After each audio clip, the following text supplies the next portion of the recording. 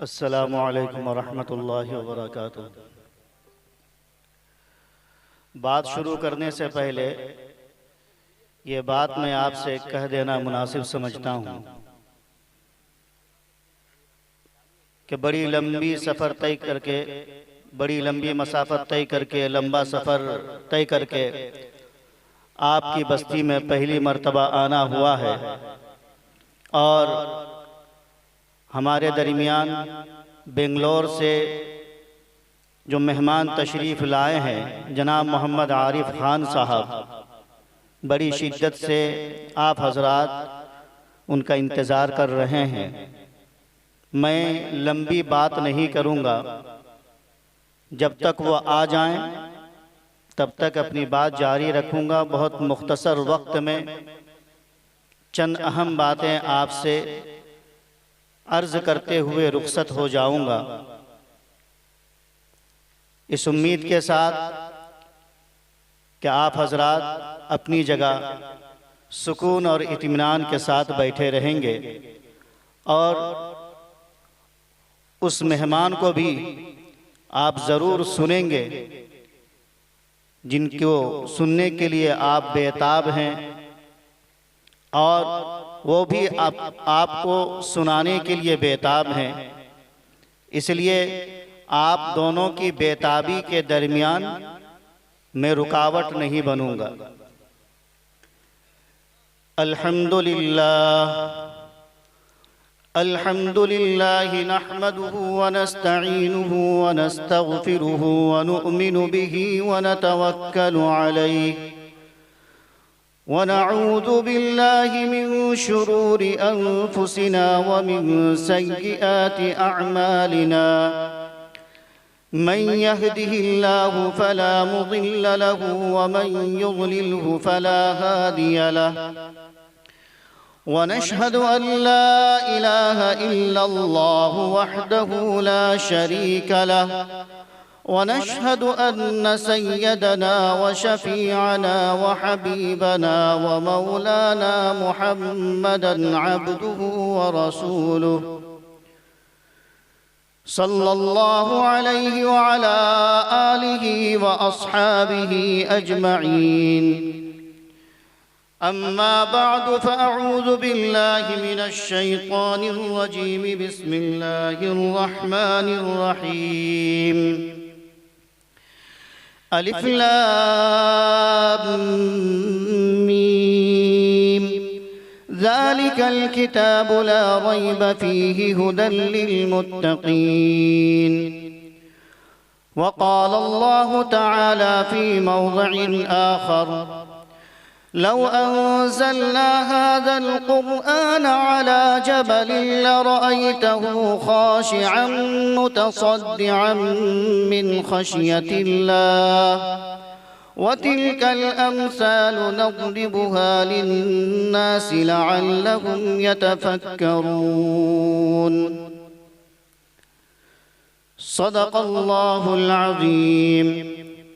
वक़ाल अन्नबिय्यु सल्लल्लाहु अलैहि वसल्लम इत्तक़िल महारिम तकुन अअबदन नास वर्ज़ बिमा क़समल्लाहु लक तकुन अग़नन नास व अहसिन इला जारिक तकुन मुअमिना व अहिब्ब लिन्नासि मा तुहिब्बु लिनफ्सिक तकुन मुस्लिमा वला तुक्सिरिज़ ज़हिक फ़इन्न कसरतज़ ज़िहकि तुमीतुल क़ल्ब औ कमा क़ाल अन्नबिय्यु सल्लल्लाहु अलैहि वसल्लम। कुछ ज़रूरी तो नहीं जान बचाए रखना, कुछ ज़रूरी तो नहीं जान बचाए रखना, जान से बढ़कर है ईमान बचाए रखना। कुछ ज़रूरी तो नहीं जान बचाए रखना, जान से बढ़कर है ईमान बचाए रखना। याद रखनी है ये असलाफ की ताकीद, हमें याद रखनी है ये असलाफ की ताकीद हमें। आफियत चाहो तो कुरान बचाए रखना, आफियत चाहो तो कुरान बचाए रखना। अभी आप मेहमान शायर से, मदरसे के हवाले से शेर समात कर रहे थे, तो जी चाह रहा है कि अपनी गुफ्तगू का आगाज मदरसे ही से करूं, लेकिन उससे पहले आप हजरात से मैं एक अहद लेना चाहता हूं, और वो ये है कि आज के इस प्रोग्राम में अब तक आपने जितनी बातें सुनी हैं, अब और जितनी बातें आप सुनेंगे, इंशाअल्लाह सुनी हुई बातों पर अमल करेंगे। हाथ उठा करके कहिए इंशाअल्लाह। अगर सुनी हुई बातों पर अमल नहीं करे तो याद रखिए कि रात भर जागना और इस जलसे को मुनाकिद करने में, इस प्रोग्राम के करने में पैसे खर्च करना सूदमंद नहीं होगा, इससे आपको फायदा नहीं होगा। अगर आप चाहते हैं कि रात का जागना आपके नामाए आमाल में इबादत के तौर पर लिख दिया जाए, तो आप नियत ये कर लें कि आज के इस प्रोग्राम से कुरान और हदीस की रोशनी में अब तक जितनी बातें सुनी हैं और आइंदा जितनी बातें सुनेंगे, इंशाअल्लाह उस पर अमल करेंगे इंशाअल्लाह। मदरसा क्या है? मदरसा, लोग मदरसे के बारे में ना जाने क्या क्या प्रोपेगेंडा करते हैं। मीडिया वाले प्रोपेगेंडा करते हैं, मदरसों से दुश्मनी रखने वाले प्रोपेगेंडा करते हैं और तरह तरह का इल्जाम लगाते हैं। लेकिन जब कभी मदरसे की छानबीन की गई तो मुंह की खानी पड़ी, शर्मिंदा होकर वापस होना पड़ा। इसलिए कि मदरसा वो कोई ऐसा कारखाना नहीं है कि जहां औजार तैयार होते हों। मदरसा कोई ऐसी फैक्ट्री नहीं है जहां मशीनें तैयार होती हों। मशीनें तैयार होने की जगह और है, औजार तैयार होने की जगह और है। लेकिन मदरसा वो इदारा है, वो जगह है जहां पैर के नाखून से लेकर सर के बाल तक इंसान को संवारा जाता है,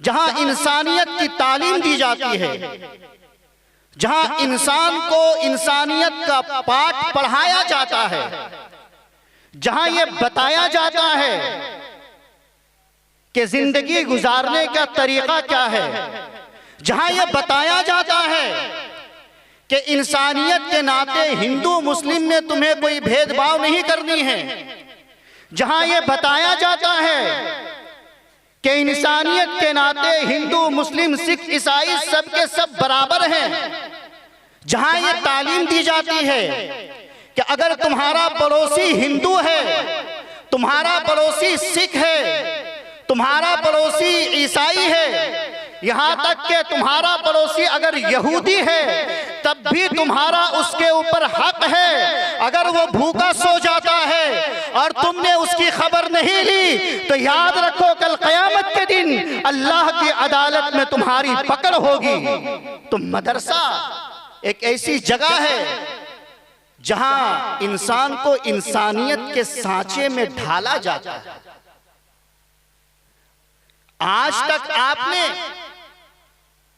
कभी सुना है, कभी देखा है कि मदरसे के बच्चों ने चक्का जाम कर दिया हो, मदरसे के बच्चों ने सरकारी जमीन जायदाद को और सरकारी चीजों को नुकसान पहुंचाया हो, मदरसे के बच्चों ने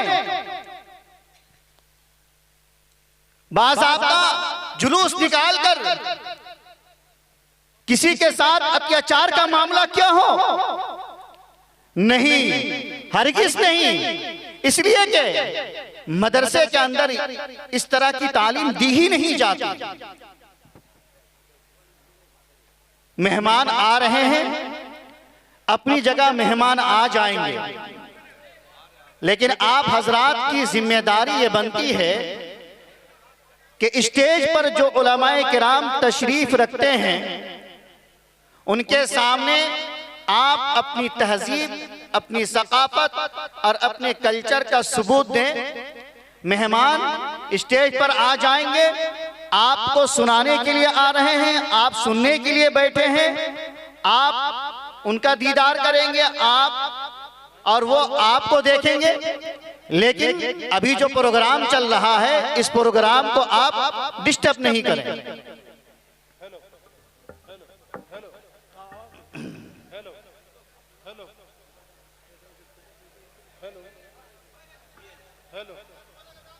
हेलो भाई, एक बात याद रखिए, उलमा को देखना सवाब है। यहाँ उलमाए किराम स्टेज पर बैठे हैं, उलमा को देखना भी सवाब, उलमा का सुनना भी सवाब, उलमा जो बातें बोल रहे हैं उस पर अमल करना भी सवाब। तो इसलिए आप स्टेज को तरजीह दीजिए, अपनी सकाफत का मुजाहिरा कीजिए। इसलिए आप खामोशी के साथ अपनी जगह बैठ जाइए। इंशाअल्लाह बहुत पुरमग़ज़ खिताब हो रहा है, आप अपनी जगह बैठ जाएं।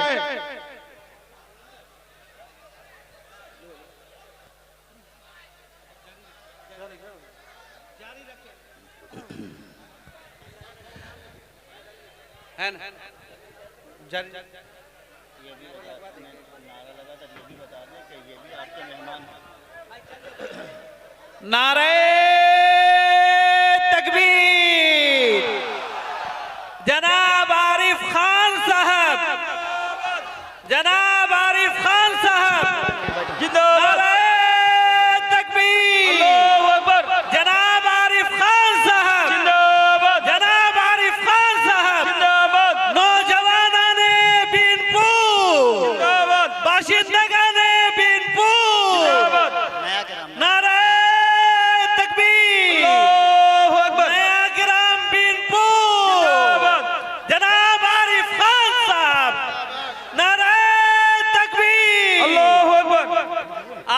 संजीदगी का मुजाहिरा करें। मुफ्ती साहब से गुजारिश है कि आप अपना बयान जारी रखें। आप खामोशी के साथ आप हजरात बैठ जाएं।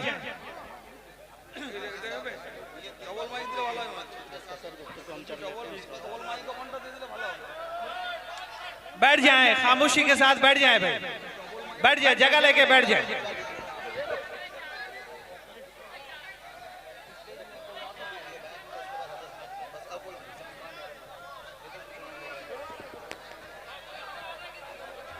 बैठ जाएं, नौजवान बैठ जाएं।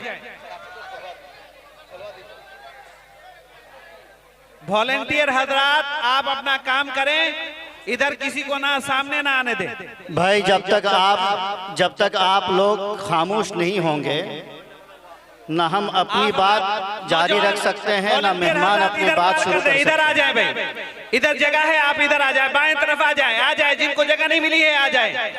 हम लोग तब से चिल्ला रहे हैं कि भाई कुर्सियां खाली है, भर लो, इसीलिए कहा जा रहा था। आ जाएं, आप बाएं तरफ आ जाएं, जगह काफी खाली है। जो हजरात इधर खड़े हैं, रास्ता जाम किए हुए हैं, आइए बाएं तरफ आ जाएं, बाएं तरफ आए। अल्लाह आप हजरात के जज्बे को कबूल फरमाए। आमीन आमीन। लेकिन याद रखिए, मैंने शुरू में आप लोगों से एक वादा लिया है। आप लोगों को अपना वादा याद है?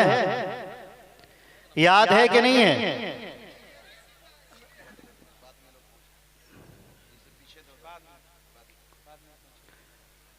भाई साहब, आपको क्या दिक्कत हो रही है? परेशानी क्या हो रही है भाई साहब? मैं आपके यहाँ का मेहमान हूं, आप इस तरह का बिहेवियर करेंगे?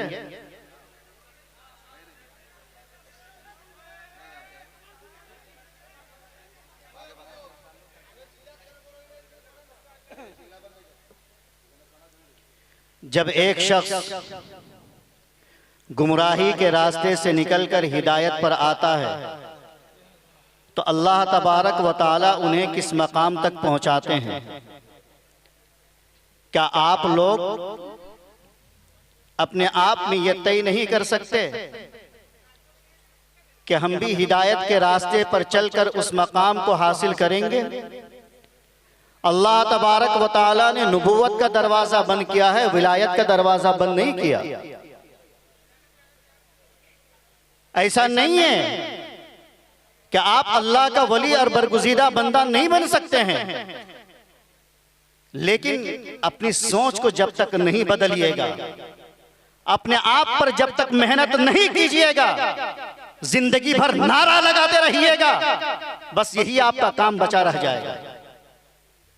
अरे अपने आप को इस काबिल बनाओ कि तुम्हारे पीछे 1000 लोग नारे लगाएं, पिछलग्गू बनकर के जिंदगी कब तक गुजारते रहोगे? अल्लाह रब्बुल इज्जत ने कुरान इसलिए नाजिल नहीं किया कि गिनती के लोग हिदायत पर आ जाएं, बल्कि अल्लाह ने कुरान इसलिए नाजिल किया है कि हर मुसलमान, हर इंसान हिदायत के रास्ते पर आ जाए, और जो इंसान जिस दर्जा हिदायत हासिल करेगा, अल्लाह उसके पीछे उतना ही नारा लगवाएगा और अल्लाह उसे उतना ही ऊंचा मकाम अता करेगा। मदरसे की अहमियत पर मैं बात कर रहा था। अगर वो मदरसा जो आपकी बस्ती में है, मदरसा रफीकुल मुस्लिमीन, अगर ये मदरसा नहीं होता तो क्या आज का ये प्रोग्राम मदरसे के बैनर तले जो आपका हो रहा है, ये मदरसे के बैनर तले ये प्रोग्राम होता? अभी जिन 2 हुफ्फाज के सरों पर दस्तार बांधी गई, उनको हाफिज कुरान किसी एक्टर ने बनाया था, किसी हीरो ने बनाया था? कहां गई तुम्हारी अकल? तुम्हें नहीं मालूम कि आलिम दीन की इज्जत और कदर क्या होती है? इसीलिए पिट रहे हो, लुट रहे हो। और याद रखो, जब तक अपने हालात के अंदर सुधार नहीं करोगे, पिटते रहोगे, लुटते रहोगे, तुम्हारे पिटने लुटने पर दुनिया तमाशा बनकर देखती रहेगी, कोई एक कतरा आंसू बहाने वाला नहीं होगा। तुम क्या समझते हो? वाह वाह वाह वाह नारा नारा लगा देने से तुम्हें कामयाबी मिल जाएगी? अपनी मंजिल की तरफ लौटो, असल जगह की तरफ लौटो और अपनी जिम्मेदारी को समझो। याद रखो, उलमाए किराम, कारी कुरान, हाफिज़े कुरान इस रुए जमीन के रोशन चिराग हैं, हिदायत के चिराग हैं। इसका सबूत कुरान से भी है, हदीस से भी है। तुम जब मर जाओगे, अपने पीछे जमीन जायदाद छोड़ जाओगे,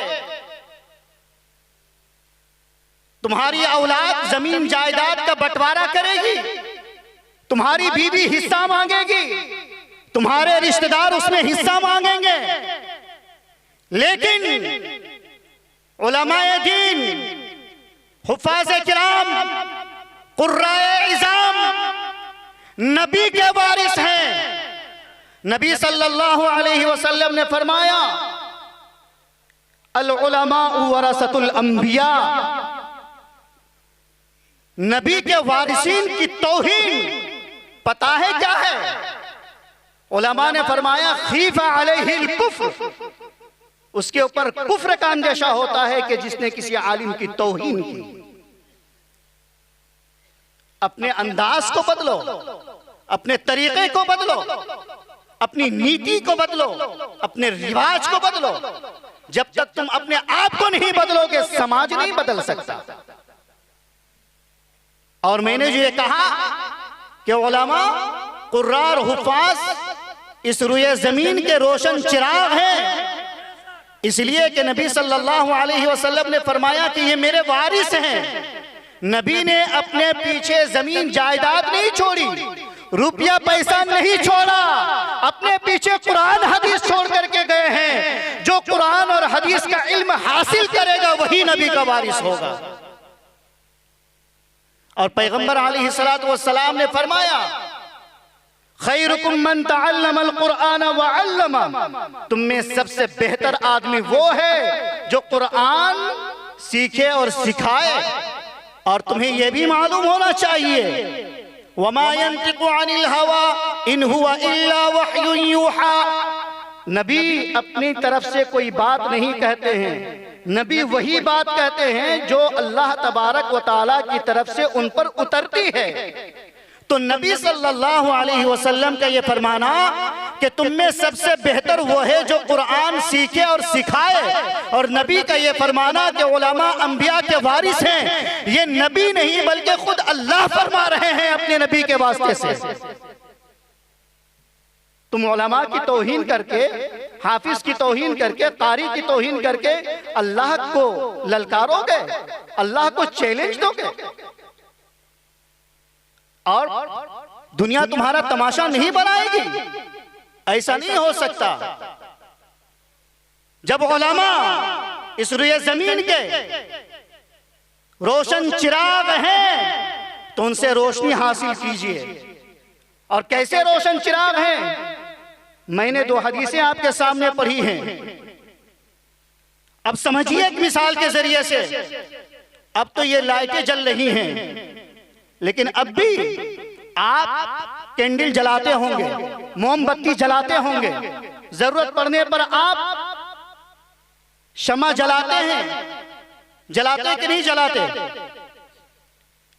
लेकिन आप देखते हैं कि मोमबत्ती अपने आप को पिघलाता है, अपने आप को जलाता है, तब जाकर के घर रोशन होता है। अगर मोमबत्ती अपने आप को ना जलाए, अपने आप को ना पिघलाए, तो हमारा और आपका घर रोशन नहीं हो सकता। इसी तरह उलमाए किराम अपने आप को पिघलाते हैं, ऐशो इशरत की कुर्बानी देते हैं, वक्त की कुर्बानी देते हैं, लोगों के ताने बर्दाश्त करते हैं, तमाम तरह की तकलीफों को बर्दाश्त करके अपने आप को पिघला करके जमाने को रोशन करते हैं। आज दुनिया चैलेंज के साथ ये कह रही है कि हम तुम्हारी औलाद को मुसलमान नहीं रहने देंगे। दुनिया के अंदर एक ही टीम है और वो उलमा की टीम है जो मुंह तोड़ जवाब दे रही है, और उलमा की टीम ये कह रही है कि तुम मुसलमानों की आल औलाद को दीन इस्लाम से हटाने में लगे हो। जब तक हमारे जिस्म के अंदर रूह और जिस्म का रिश्ता बाकी है, खून का आखिरी कतरा बाकी रहने तक हम मुसलमान के बच्चों को इस्लाम के रास्ते से हटने नहीं देंगे। सुभान अल्लाह। क्या ऐसे उलमा की कदर करना मुसलमानों की जिम्मेदारी नहीं है? क्या उलमा के हाथ पैर नहीं है? क्या वह आपकी तरह महीने के 50,000 रुपया मेहनत करके नहीं कमा सकते? फिर उन्हें 5,000 में इमामत करने की क्या जरूरत है? 7,000 में मदरसे में पढ़ाने की क्या जरूरत है? इसलिए कि उन्हें मालूम है कि अगर हम भी दुनिया कमाने में लग गए तो मुसलमानों का क्या होगा, हमारे बच्चों का क्या होगा। इसलिए मेरे मोहतरम बुजुर्ग और दोस्तों, अगर तुम्हारे ताने से, तुम्हारे गलत रवैये से अगर किसी आलिम दीन ने, किसी हाफिज कुरान ने अपने मिशन को छोड़ दिया, अपने रास्ते को छोड़ दिया, खुदा की कसम कल क़यामत के दिन अल्लाह की अदालत में हाजिर होकर जवाब देने के लिए आपके मुंह में ज़बान नहीं होगी। इसलिए मदरसे की भी कदर करें और मदरसे की निस्बत से उलमा की कदर करें, हुफ्फाज की कदर करें, कुर्रा की कदर करें। कुरान करीम के अंदर अल्लाह रब्बुल इज्जत ने फरमाया, लव अंज़लना हादल कुरआन अला जबलिन लरअयतहु खाशिअन मुतसद्दिआ, कि कुरान को अगर हम पहाड़ पर उतारते तो पहाड़ टुकड़ा टुकड़ा हो जाता, बिखर जाता, पहाड़ का नामो निशान नहीं मिलता। जब कुरान पहाड़ पर उतरता तो पहाड़ का नामो निशान मिट जाता। आज इंसान ने कुरान को अपने सीने में उतार लिया। अभी आपके सामने दो बच्चों के सरों पर दस्तार बांधी गई, उन दोनों बच्चों ने अपने सीने में कुरान को उतार लिया। तो बताइए कि यह पहाड़ से ज्यादा मजबूत है कि नहीं? और कुरान सीने में, कुरान को सीने में उतारना यह उस वक्त तक मुमकिन नहीं है जब तक अल्लाह तबारक व तआला की मदद शामिल हाल न हो। मैं आपको कुरान के हवाले से समझाता हूं। हजरत मूसा अलैहिस्सलातु वस्सलाम ने कोहे तूर पर जाकर एक तमन्ना की थी कि काश मैं अल्लाह को देख लेता। कुरान में अल्लाह ने फरमाया कि हजरत मूसा अलैहिस्सलातु वस्सलाम ने तमन्ना की थी, रब्बी अरिनी अंजुर इलैक, ए मेरे रब आप अपना दीदार मुझे करा दीजिए। अल्लाह ने क्या फरमाया, लं तरानी, हरगिज तुम मुझे नहीं देख सकते हो, वलाकिन इंजुर इलल जबल, तुम पहाड़ की तरफ देखो, फ़इन इस्तक़र्र मकानहु फ़सौफ़ तरानी, पहाड़ अगर अपनी जगह बाकी रह जाए तो तुम मुझे देख सकोगे। फलम्मा तजल्ला रब्बुहु लिलजबल जअलहु दक्कन व खर्र मूसा सईक़ा, अल्लाह तबारक व तआला ने सिर्फ अपनी एक तजल्ली, अपनी एक चमक, अपनी एक दमक, अपनी एक चमक पहाड़ पर उतार दी। अल्लाह रब्बुल इज्जत ने अपना दीदार नहीं कराया, सिर्फ अपनी एक चमक पहाड़ पर उतार दी। नतीजा क्या होगा? नतीजा यह हुआ कि मूसा अलैहिस्सलातु वस्सलाम बेहोश हो गए। जब अल्लाह की एक चमक मूसा अलैहिस्सलातु वस्सलाम देख नहीं सके तो वो कुरान जिसका ताल्लुक डायरेक्ट अल्लाह से है, उसको अल्लाह की मदद के बगैर कोई इंसान अपने सीने में कैसे उतार सकता है? तो अल्लाह को जितना बड़ा समझते हो, अल्लाह की किताब को भी उतना ही बड़ा समझो। अगर अल्लाह की किताब कुरान को बड़ा समझने में जरा सी भी चूक हुई तो खुदा की कसम, मैं पूरे यकीन के साथ उलमा की मौजूदगी में मैं कसम खा करके ये कह रहा हूं कि आपके सीने में ईमान बाकी नहीं रहेगा। कुरान किस लिए उतरा था? ताबीज गंडे के लिए, बेटी को जहेज में देने के लिए, ताकों की जीनत बनाने के लिए। जब कोई आदमी मर जाए तो कुरान खानी करके उसको जन्नत पहुंचाने के लिए।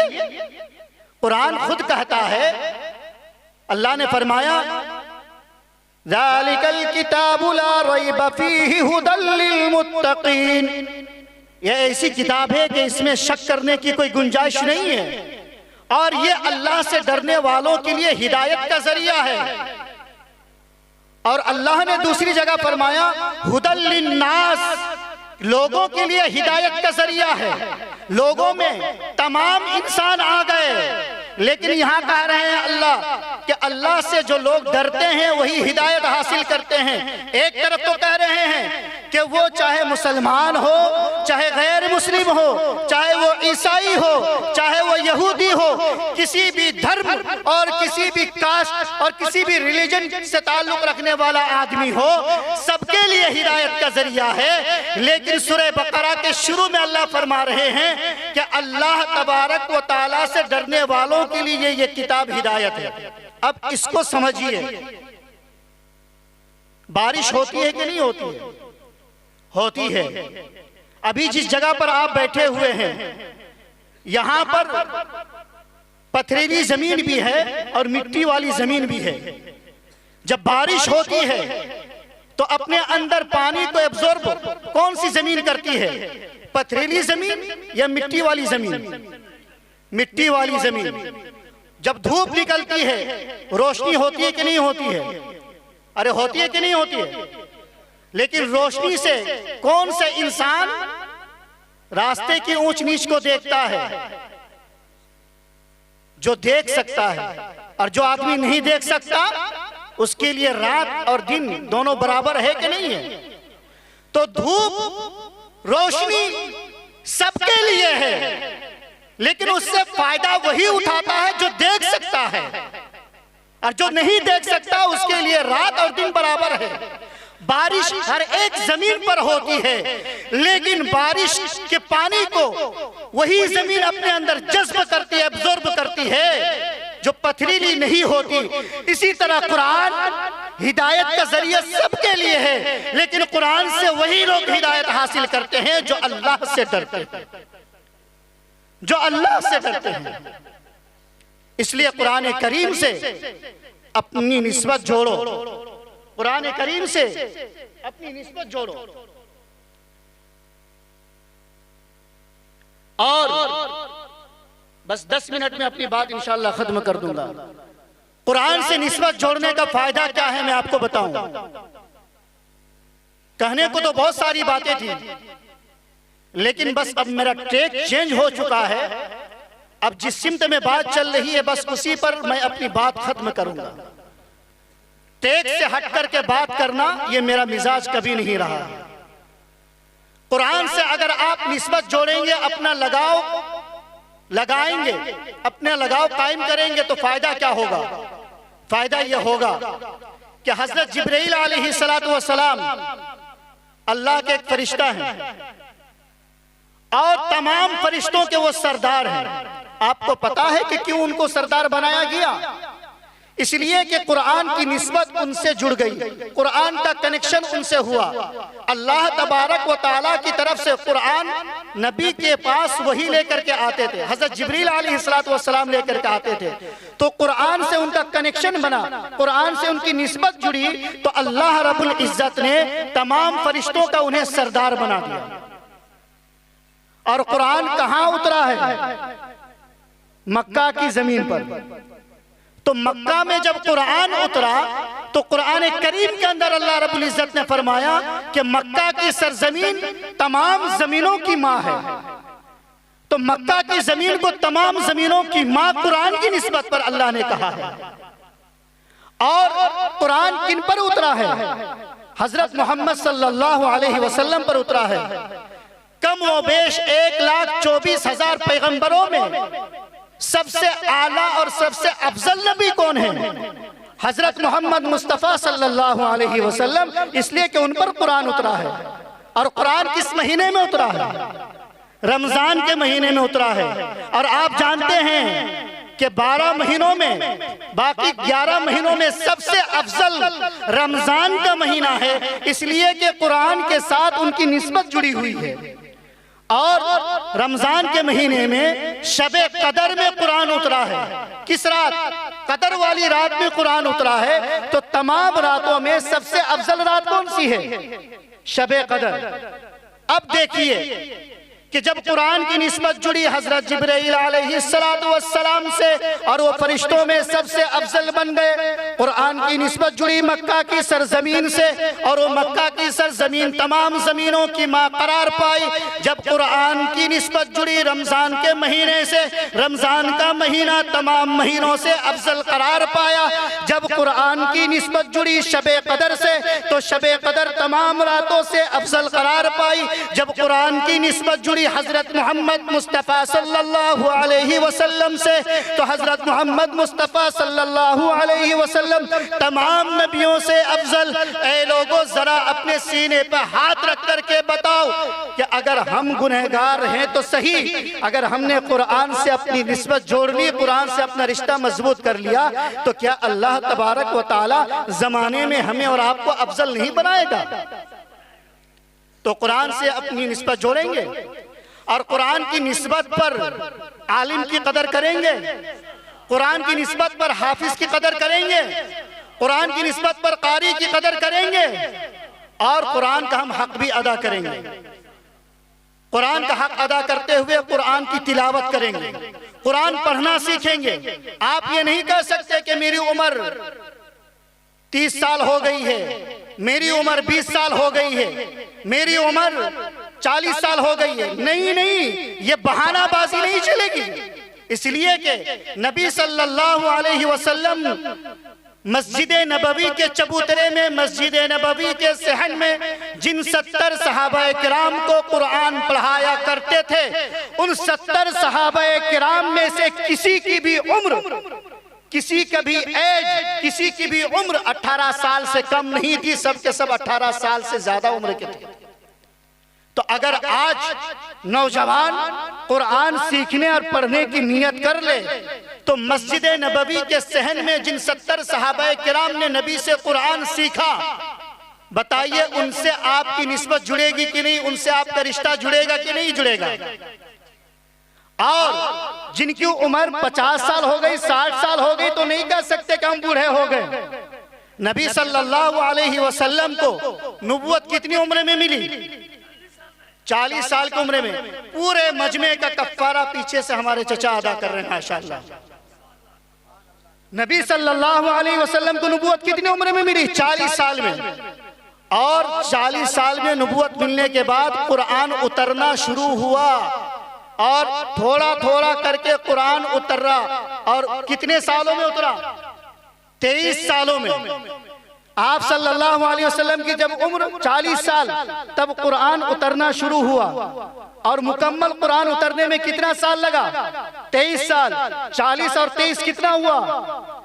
आप सल्लल्लाहु अलैहि वसल्लम की उम्र मुबारक कितनी थी? 63 साल। नबी सल्लल्लाहु अलैहि वसल्लम ने 40 साल की उम्र से कुरान पढ़ना शुरू किया, कुरान सीखना शुरू किया। 63 साल तक कुरान पढ़ते और सीखते रहे। तो आज समाज के बुजुर्ग, आज समाज के बूढ़े हजरात ये कह करके अपनी जान कैसे छुड़ा सकते हैं कि हम बूढ़े हो चुके, हम कुरान कैसे सीखेंगे।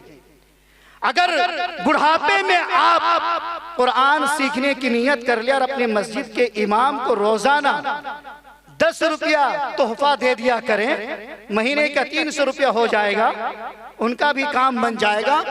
और 15-20 मिनट आप वक्त दे करके आप भी कुरान सीख लेंगे, करेंगे इंशाअल्लाह। अपने बच्चों को भी कुरान पढ़ाएंगे, खुद भी नौजवान भी कुरान सीख करके असहाबे सुफ़ा से अपनी निस्बत जोड़ेंगे। समाज के बुजुर्ग हजरात भी कुरान सीखेंगे और नबी सल्लल्लाहु अलैहि वसल्लम की सुन्नत को जिंदा करेंगे। अल्लाह तबारक व तआला से दुआ है कि अल्लाह तबारक व तआला कही गई बातों पर मुझे भी अमल की तौफीक अता फरमाए और आपको भी अमल की तौफीक अता फरमाए। व आखिरु दावाना अनिल हम्दुलिल्लाहि रब्बिल आलमीन।